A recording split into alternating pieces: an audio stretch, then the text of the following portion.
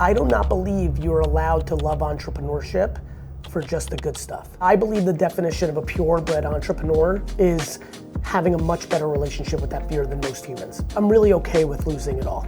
I don't want it to happen. I don't do behaviors that would make it happen. Right. But if it happened, it would feel as though I deserved it. If you really love this game, you have to be in a position where you're willing to lose, and if you lose, you must take 100% of the blame. What is the right way for people to still build their personal brand, but without risking their own career? By dealing in reality, which is the real answer to this question. If your company does not allow it, then you need to talk. Apple, yeah, you can't, yeah. If you're not allowed, you're not allowed. Right. I mean, you can quit, but I don't like to talk in fantasy. If your job's policy is you cannot make professional content because you're an employee of this company, which is a lot of companies. Yeah. Not because some companies are bad. Some companies have heavy regulation. Yeah. Some companies don't want their employees gaining leverage and going to other places. then that's that.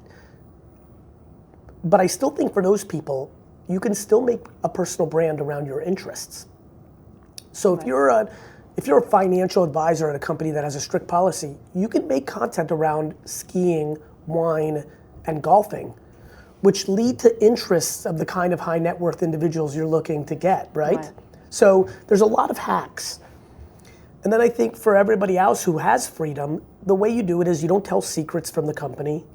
Of course. I get these emails. They're like, Gary, I can make content, but I'm scared because what if I get fired? I'm like, then don't post information you're not allowed to talk about. Talk in theory. I talk a lot in theory. I talk in a lot of analogies. I say things like my client, not Pepsi told me to, Of course, yeah. So I think it's about being smart and drawing within the lines that you've been given. So a lot of our listeners are also right now at the executive level, at the C-suite. If you're speaking to them, how should they help their teams and empower them to grow? Best practices. I think the way people grow, are you talking about growing in overall, or are you talking about growing in the concept of personal brand building? Their personal brand, but also leadership and growing personally within the company. Honesty is the answer to your question. The best way to get an employee to grow in your company is with honesty.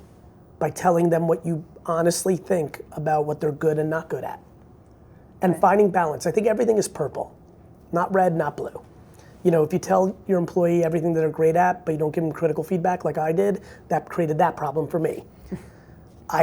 If you're like my dad and everything, you'd never talk to an employee unless you were yelling at them and telling them what you're doing wrong. Well, that didn't work for him, which is why my career went the other way and I overreacted in the other way.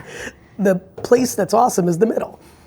Kindly, gracefully giving critical feedback and helping people understand the game that they're playing, what's the politics of the organization, what's the skill set, things of that nature, and also really knowing when to give roses. Right. And really, I think giving roses is very important and positive reinforcement. And if those executives want their teams to allow a little bit of personal branding, but without obviously crossing the line, what would be a good, how would you coach these executives to say, this is something that your teams can do, maybe this resources, bringing in speakers. Sure. Buy my last book, Day Trading Attention, and give it to all your employees. Signing up for your stuff, like resources. Yeah. Putting them in a position to succeed, putting them on third base. I love that. Seriously. So maybe last words for our listeners. Again, they all want more. They want, and again, more is different, right? We just talked about it, right? For some of people, it is, we're impact. Some of it is legacy. Some of it is generational wealth. Some of it is making a difference. It could look different. Can I say something on that? Yes, please. And also allowing yourself the grace to realize you're allowed to change what you're going for. Exactly. That earlier thing that I said, the people that want margaritas on the beach are the ones that don't get it. A lot of people on the other side said, you're wrong, Gary. My friend Don worked for 30 years, made a lot of money, retired, and drank margaritas. That's not what I was saying. What I was saying is, if Don had wanted margaritas on the beach when he was in his 20s, like so many people want to do and retire, he would have never gotten there. Don wanted to hustle, and then Don at 59 was like, you know what? I'm good. By the way, Dustin, I talk about it. I'm talking to Dustin, my camera guy behind the scenes here. I talk about this a lot, and I'm starting to believe it's going to actually happen. I talk a lot about, do not underestimate one day me waking up and just telling the world I'm good and I'm going into that phase. Yeah. I'm also equally say out loud all the time that it is 100% that I'm going to die at my desk at 93. And let me tell you why. I know I have the capacity for both. I equally in my body have the ability to do this forever. But, look, back to my parents.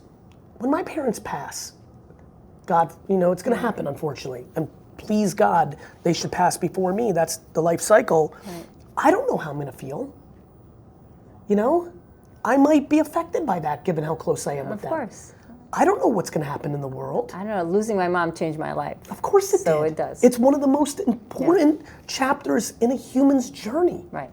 The death of your parents and the birth of your children, if those things happen in your life, are the things. Right. Everything else becomes incredibly secondary outside finding the love of your life. I mean, you're talking about there's levels to this game. So I guess what I want to say on this part to everyone that's listening is you're allowed. Give yourself the grace to change your mind. You were going for money? Good for you. Yeah. You're allowed. That's something people do. Everybody's putting themselves in these boxes as if we've signed in blood of who am I? I'm fucking different tomorrow than yesterday. Life is in phases. Yeah. And truly, right? And that's the beauty for us as you start to live another decade, that truth becomes even more clear. Yeah. Right? No, totally. And by giving us grace to change our mind, we don't box ourselves in. Do you know? But here's what I love. Please. Because once you decide on the phase that you're in, all we're saying is that be intentional and strategic about it. Because stop fighting what society thinks, what other people think. Decide that this is your phase. You want to make money? Great. You want to make impact? Great. You want to grow your career in titles? Great. Whatever it is, you want balance? Whatever. Drink margaritas. But just decide and start being intentional and strategic about it. Right? And execute. True. That part. I see a lot of people making great plans, being pretty intentional. This goes back to being in the gym. The part in that rant that you just made that I loved, where I see so much breaking down, is people do not have the grit to execute against their ambitions. Right. Stop being full of shit is what I'm basically saying. I'm really trying to get there. Don't say that this is your, this lady, she's like, Mama, this is Mama's money-making thing. And she's a friend of mine. And 3 weeks later, I checked, I could see, I was like, what happened to Mama? She's like, oh, it's hard. I'm like, no shit, it's hard. I just think that people are wildly entitled. If we're going to be really focused on it, when I hear your energy on be thoughtful of, right? You must know that you are signing up for hard. Oh yeah. I don't understand how people understand. It's hard. This concept of easy. And it's beautiful. It's hard and it's beautiful. It's beyond, nothing feels better than when you accomplish something that was hard for you. Right. There's nothing that feels better than when you prove something to yourself. Nothing. It's everyone's ultimate, whatever that is, run a marathon, change a diaper, I'm very glad I don't need to change those anymore, let me tell you. But I really think that, we need to start talking more about tenacity and perseverance and grit. It is really a lost conversation. It's the most important one, though. It's really important. People are unhappy because of that being eliminated from the equation. I'm telling you, that's what's happening. I want to take you back to probably somewhere around, 2009. Yeah. And create a little bit of a blueprint, a map for people. Because at that point, you already built the wine business. You already understood the internet is a big thing. You already built this thing, wine library, right? Yep. To a big, to what it is. But, and I think it went from 30 million to 60 million, or 3 million to 60 million, right? Yep. So, but now you have this decision, you're seeing something that maybe more companies will need this. Yes. but a lot of people see things, but they don't jump. Can you take me to what made that decision? Take me to that time in your life. You know, I think adversity is the foundation of success. And I had accomplished my first goal in life, which was to build a big business for my family. What I had not anticipated is, if I'm being transparent, the bind I found myself in, which was I had just spent the ages of 18 and really 22 to 34 spending 70, 80, 90, 100, 110 hours a week, every week for a decade to build a very large business for my father, who was a young man. I was 34, he was 56. Mm-hmm. And I didn't have any money.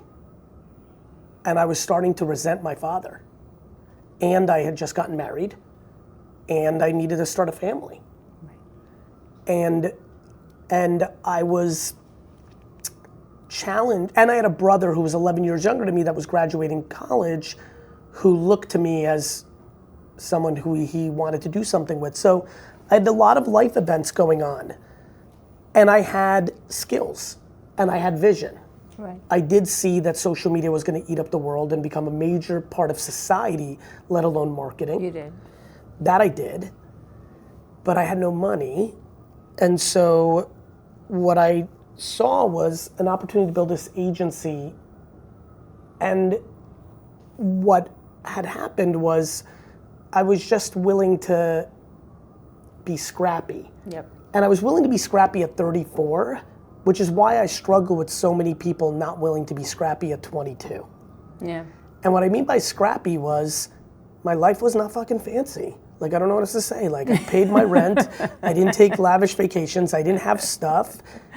And I literally hustled my way into opportunities like the following. Ironically, just a couple hours ago, I did a podcast for my friends Cass and Mike Lazaro. We're going to see them in 2 hours. Amazing. So, yeah. So they were just here. You could shoveling shit. Is their new book, and that's what we were talking about. I started VaynerMedia in the conference room of their company, Buddy Media, in 2009. I know.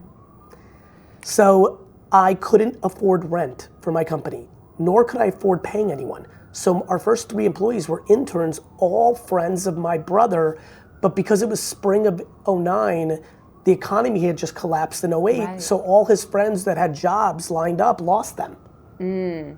So they were also scrapping. And then I had a customer from Wine Library who I'd known for a long time, who was in marketing. He had his own kind of like sampling company, and they had a project, and he needed some, he was like, this social media thing, can I use that? I was like, yeah. So they paid us a couple bucks to help. Excuse me. And in those couple bucks, I'm talking $30,000, I used that money to kind of get us going. And I'm talking get us going like the money we paid for gas to go down to Campbell's for a meeting, and what I did have though was I had a little bit of reputation. I was known a little bit because the Twitter thing was coming, and I started making content about marketing. Right. And that content led to opportunities. Now, for everyone who's listening, the way that social media works now is if you have no reputation and you have no followers, you can make one smart video right now about how AI tools work for marketing, and that video can lead to your customers. That's what happened to me. And so that's who we were. We were a company that knew something was about to happen and was using that medium right. to actually attract opportunity. So take me there. So you're basically asking Mike and Cass for their office, which is very bold and very, very scary. And very honestly, because I want to tell the story in truth, Mike and I met because an employee of his was fascinated by my content, and we hit it off at our meeting. He offered. Wow. You know, because he's such a mensch, but you know. And that's pretty incredible because they're not in a big spot by then. You know, they have a small office. And at that point, they're giving you their, it was half the size of this, for context. Okay, so that's your office when you get started. Yep. Now you decide, if I'm not mistaken, not to raise capital. Correct. Right? So take me there, because at that point, and we're in Leap Academy decided not to raise capital, but at that point, it becomes, there's some money fears, right? Like whatever you bring in, that is the salary. So take me to those moments. Like, did you have moments of, oh my God, I don't have salary this month? Or like, take me there a little bit to the beginning.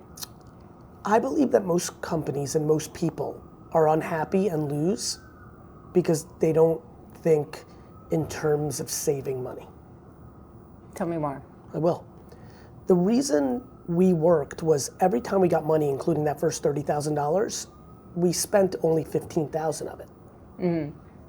Like, I wasn't hiring ahead of our capacity. I didn't care how long it would take me to build this company. I wasn't in a rush.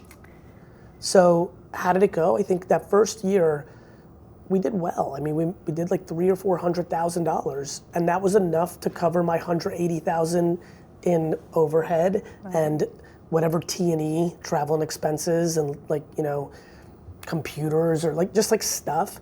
But like, we did not pay rent for the first 18 months of the company. We stayed there for 6 months, and then there was a co-working space down in DeBrosa Street by the Holland Tunnel called Sunshine Suites. They had this weird little non-office office, and they wanted marketing, and we bartered us marketing the space for room in this fake office. Right. And so by keeping my expenses down, the reason I never feared it is pretty quickly we had months worth of runway, plus I still had some savings personally, and I was willing to dip into it. Got it. But talk to me in the beginning. There's still some, and again, it's interesting because I'm sure you see it, like as you grow, the problems just change. It's not less problems. There's the problems just it's are like children. More expensive. Yeah, little children, little problems, big children, big problems. Like, no, the problems are bigger. Right, and more scary because there's a lot more to lose also. Yeah, I think for some people, I would tell you that I believe the definition of a purebred entrepreneur is having a much better relationship with that fear than most humans. Yeah. So I'm really okay with losing it all. Oof, that scares me right now. I prefer it not to happen. Yeah. I don't want it to happen. I don't do behaviors that would make it happen. Right. But if it happened, it would feel as though it was because I deserved it. And you can build something great again. Yeah, I think that's what you're saying. But not even that. Yes, I am saying that, but let me say something more important. I do not believe you're allowed to love entrepreneurship for just the good stuff. If you really love this game, you have to be in a position where you're willing to lose, and if you lose, you must take 100% of the blame. Yeah. If I was to lose everything or get really hurt financially, that would be my fault. And I'm willing to die on that sword. I'm willing to have the humility and the shame and the pain because I chose this course. But it also really, really painful. So take me to the first time, and I assume there is a first time where you're like, oh my God, can I make this? Like, can I pay the rent? Or I mean, there's things that pile up, right? Like there's lawsuits and people and complaints and whatever. Like, I don't know, like when you grow, like, is there a moment where you're like, oh shit, this is hard? Not on the P&L part. Again, I'm too immigrant and it's too like, I do not do things that could put me out of business. I think the things that probably have hurt in growing a corporation is frivolous lawsuits have hurt. Yeah. You know, like being a good person and having good intent and just watching people use California or New York law. Oh God, we have this now. We're like, I want to kill someone right now. Yeah, you could see how you reacted. You could see everybody how she reacted. Like, like when you're really not trying to do the wrong thing and people are basically scamming you by using law. And you know, I don't mind to be scammed. When you're being scammed by the concept of you're not a good person, like the company, you know, like you should be scammed. But if you're actually trying to change the world and do good things, that sucks. Again, I don't mind if someone scammed me. I much more painful when someone scams you by saying you did something wrong, that they are just using a legal loophole. Like the sad part about America is like the way lawsuits work in this country. Like the amount of times my lawyer's like, I'd like to just settle this. I'm like, absolutely not. I don't care about the money. I am not letting someone create false claims, and we will lose money on this because that's not nice. Right. I don't care about the money. Like, so that hurts when people are doing those kind of things. You know, look, it's lonely being at the top. There are definitely times where, you know, like, you know what's weird? Even today, like there's something about this gloomy weather. You notice how I mentioned it when I walked in? Even today, like a couple times during the day, I'm like, I'm not an 11 out of 10 passionate for the way this day's going today. Oh, so we need to fix that. No, it's good. But you know what's funny? Like me at an 8 or 9 feels like a 0. That's how much I love what I do. But I can feel I'm at an 8 or 9 today. And I fully believe it's the weather, by the way. Like truly, actually, which is like really weird to me. Like I'm like starting to realize why people move to Florida when they're like, I'm like, oh, I get it. But it was really interesting. I've been thinking about it all morning. It's 1:23 p.m. right now. And there's days like this where I'm like, man, what would I be doing if I didn't have all these responsibilities? I thought about this literally today.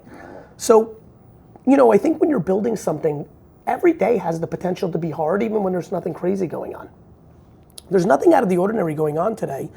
There's 13 fires that are going on, but they're all micro fires. I would say like 2s and 3s, in it, which is small out of to 10.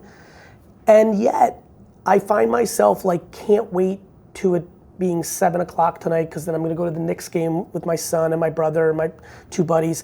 And it's not, and I know myself, it's not the game that I'm yearning for. Usually having something like that actually makes the workday much more enjoyable.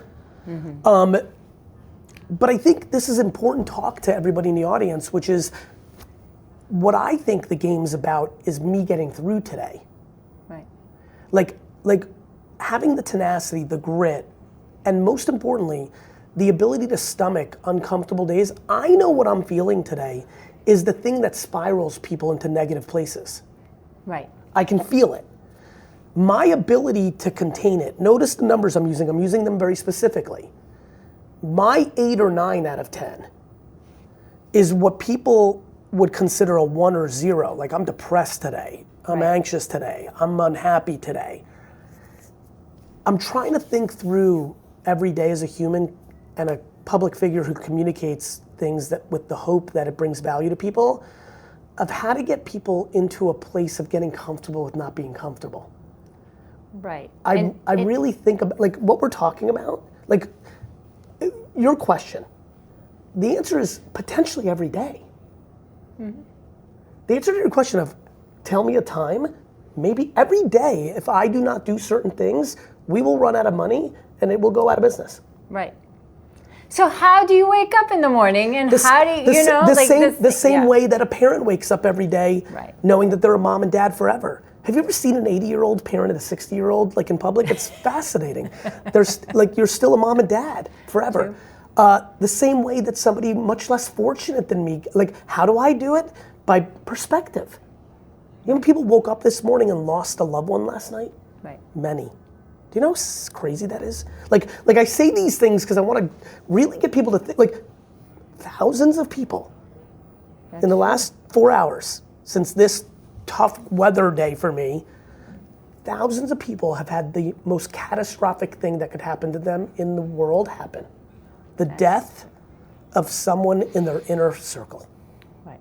So I really struggle with like, yeah, I'm having a challenging day, but this is what I think has led to a very big issue in our society. We have over-coddled inconvenience. We have weaponized things like, you know, a tough day into things that like we just need to be stronger. Right. How do I deal with it? By knowing I have no choice. So let's go there for a second, because entrepreneurship is very, very hard, and there are going to be moments, if you will, that are not bad weather, but they feel like near-death experience. They might not be, but they feel very real. Take us to one. I've never had that. You never. I don't want to bullshit you. Okay. Because I don't care enough. I don't care about my businesses enough. I want to be very, very transparent with you. I'd like, I only believe that truth brings the most value to an audience. I have never felt anywhere close to that when it's come to business. Okay. What about layoffs? Because they can hurt. That crushes me. See? But I don't. Talk to me but that doesn't feel like a near. You know what I mean? Got it. I want to be. I get it. Yeah, I get like what you're saying. like the hardest thing for me definitely has been the interpersonal things, and my lack of candor has, in my early part of my career and the dominant part of my career, has actually led it to be way more challenging. I actually am struggling it's amazing. For 20 years of my career, by not being able to tell employees that they're not doing a good job along the way, led to the firing being very hard. Now, That's interesting. because the company is doing a much better job with critical feedback, it is shocking to me how much more comfortable I am with people getting fired, because I feel like we've done the right, I didn't realize this, I couldn't see it. Now I feel like we're doing enough of the right thing by people that we're not surprising them. Before, I thought I was doing the right thing by not scaring them day to day, but in essence, the ultimate thing was happening, which is I was surprising people. Right. That's been a huge wake-up call for me. So yeah, I mean, I think the interpersonal stuff is, I'll be honest with you, what's even harder than that is I get from HR every day notes if somebody has lost a family member or is dealing with something traumatic, a miscarriage, a house burning down. That's tough. Right. Like I'm getting constant, like I told, we call it PET, people experiences team, instead of HR, because I didn't realize HR had a bad brand, so I don't want to call it HR at Vayner. I told the PET team the other day, I'm like, I might stop getting these. Because it's just fucking depressing. It's like depressing. Johnny Thompson's aunt died. Ricky Thompson had a car accident. Sally Magoo had a miscarriage. It's like, fuck. It's you know, like the human part has weight, especially when you're an empath. Right. So yeah, that's been challenging. So, but talk to me for a second about the balance between being transparent with your company or with the people around you and actually freaking them out if there is a fear of money. There's a real or if there balance is- to it. That line from Jack in that movie, "You can't handle the truth," is the number one truth to employees. Employees talk about wanting transparency. It's not true. Yeah. It's not true. It took me some time to find that out, Yeah. by the way. Yeah, most of my friends that are overly transparent, I was saying that to them 20 years ago. There was that whole movement of transparency, especially coming out of Silicon Valley. I'm like, this is not real. That's true. This is not, in the same way that companies can't take political stances. Right. I mean, that was so humorous the last 5 to 7 years. like, there's not a single issue in the country right now that 50% of my employees don't see it one way and 50% see the other Right. way. So what on earth, and by the way, my company is not a human being. Right. I'm a human being, I have political views, but my company is not required to put out a statement You on can't every rally represent or Supreme thousands Court of judgment. What are we talking about? Right. So, you know, Interesting. transparency is very laughable. People are completely full of shit on this issue. We want transparency that's convenient or feels good to us, or That's true. or allows. When everything is good, they want transparency. We want transparency to cast judgment on others. Ooh, ouch. Yes, Painful. that is. If we want to get to the part that nobody wants to actually say out loud, you want transparency because you want to cast judgment on others. I noticed that people that call for transparency are really also very big on privacy and don't want their shit out there. Yeah. Speaking of conflicts. So, yeah, I think I try to find a balance, and I do think there's balance. I also don't think holding everything and not telling your company what's going on is a problem, but I think about it all the time, and I think my leadership team has learned a lot from me on this issue, because I do think a lot of them over the last 5 to 7 years, when corporations got socially more liberal, they wanted me over coddling and over transparency in places where I think ultimately they've learned that it was great that we didn't. In a place where we're very good at over coddling and we're very good at being overly transparent, there's lines in the sand that if you cross, you actually create much more damage. Amazing. That makes sense. And that's interesting because I did come from the Silicon Valley. Be transparent, but then everybody freaks out. I'm like, where did you go? I'm like, so yeah, I learned my way. But talk to me a little bit about when as you were growing VaynerMedia, do you go back to your why, to regret, to how do you motivate yourself, or what are some of the ways that our listeners, if they're going through hard moments, looking for jobs, getting rejections, debating what's next, how can they motivate themselves? I get 100% of my motivation from gratitude. I just do. When you were asking that question, I was going through my brain of what do I do? I really want to give good answers here. What do I do in times of trouble, in times of pushing through? And I always just go to gratitude. It's why I was able to answer to you why I don't fear on the business stuff.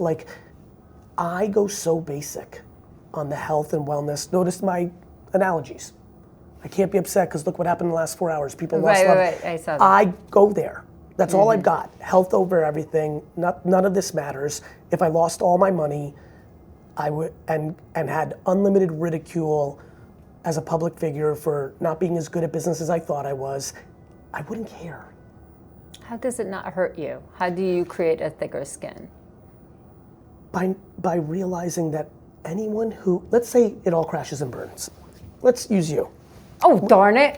Let's use you in my crashing and burn. Oh, okay. No, I can crash and burn with you. Okay. I was with you. Let's use it. You wake up in 16 weeks and you read headlines. GaryVee has gone bankrupt. All the companies went to zero. He over-leveraged himself. All this stuff.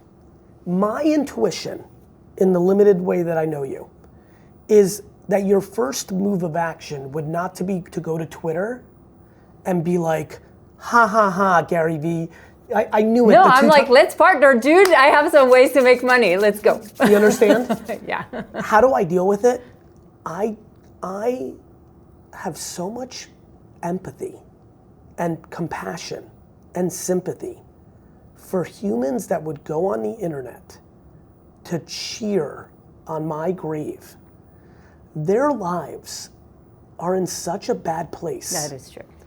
That I can't conjure up the feelings to be upset for myself in a world where I know even if I went to zero, I would never do that to someone else. Right. I'm too grateful that my mom built me this way. I'm too grateful that I don't have that poison, that envy, that jealousy as a currency through my life, because I do not value the opinions of losing players. Right. That's why. That's incredible. And let's talk for a second about your mom, because I think that is a big motivator for you, for the dream of buying the jets. Talk to me a little bit about that. How does that Making my parents you? proud is my North Star. No question about it. It's very obvious to me at this point in my life. I love them so much. I'm so grateful for them. They sacrificed so much to start our family journey in this country.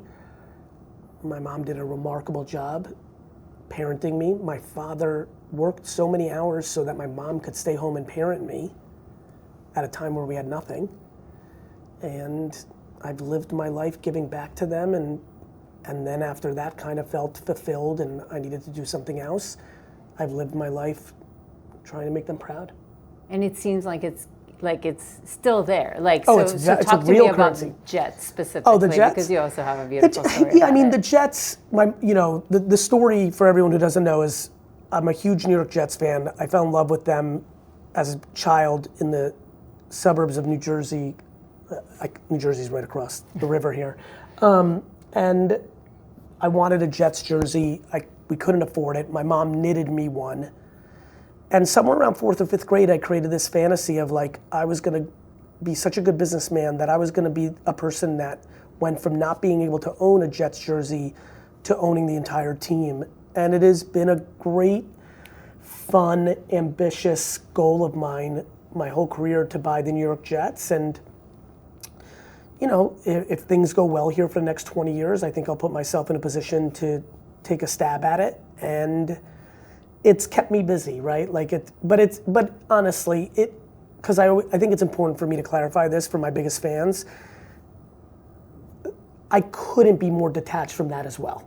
Right. If God forbid, and I'll use God forbid, somebody else buys them, not me, then I'll try to buy the Knicks. Like, it's not that serious, but it has been a goal, and I'd like to do it. I'm trying to do it. And yeah, I think it is a very emotional thing to me, and definitely started from a place of a mother's love. Right.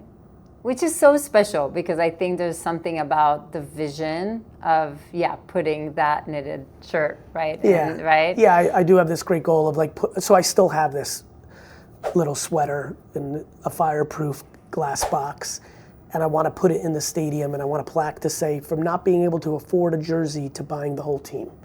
Okay. I like inspiring people because I get inspired. You know, I'm inspired, and I think having something to look up to and things of that nature, I think is really important for people. You talked about earlier what drives you, you know, like what drives people. Yeah. Thank you. And I think that I think we're all driven by different things, but I think many of us as human beings are motivated and driven by people that achieve certain things, and I'd like to be that for someone.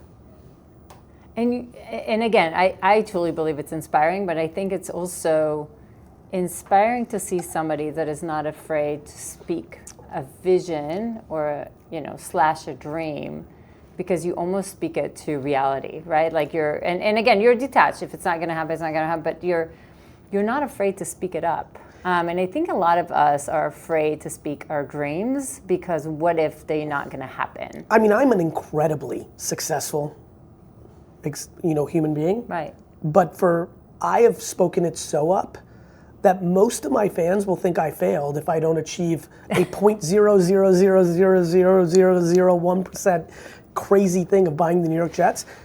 But this goes back to judgment. I believe that the currency of my life and the currency that I see in other happy people is the ability to live within their cocoon of their life, have good intent for others, and be able to deal with bad intent from others. Ooh, that's strong. Yeah. Like for me, like the reason I do all these things is I'm invincible. You know that, right? Yes, and I'm trying to attract some of that. Like, give it to me. Like, how do you build that feeling? I take very little credit for it, if any. Luck of the draw DNA wise, like DNA is a thing. Like some people, like DNA is real. Like, I'm sorry, it is what it is. Some people have great hair, some people are athletes, some are, I was born a certain way. I then was born that way from a human who ended up being my mother, who was that way, who then also formed me. Not only did I take my mother's attributes, she then molded me. My sister is 3.5 years younger than me. I watched my mother mold her very similar to me. She didn't have the same DNA. Right. Different outcomes. So, different circumstances. We had different life circumstances. I was the oldest. Responsibility was my truth immediately. Mm-hmm. My sister was coddled by me and my mom. Yeah. Like things, like life. So I think, how did I become that way? A lot of it had nothing to do with me. Now, what I would say is, at some point we all grow up. For everyone who's listening, who's like, yeah, my dad was a narcissist and my mom was insecure, like, screw you, Gary. At some point you become 18. At some point you become 20. At some point you become 22. If my mother was sitting here, she would say, you're being too humble. That's all nice and dandy, but then these are the things you did in your late teens, 20s, 30s that were built on that foundation, but you did them different than I did. You pushed against me on this, you did this, and these outcomes happened because of it. My biggest question to everybody is, when do you stop blaming your parents? Right. Right? Like, when are all of you gonna grow up? Like, what's the right age to say, this is what my parents have done wrong, but I can go to therapy, I can start working out, I can start reading different things, I can start surrounding myself with different people. When is that? Is that 16? Is that 18? Is that 22? Is that 25? Well, if it's not getting you closer to your goals, it's completely irrelevant. And the only goal should be peace of mind. True. The only goal that everyone here who's watching should get to is living a life where you do not have stress on your chest. And that is achievable. Here's why. The wrong stress, because you have a lot of stress.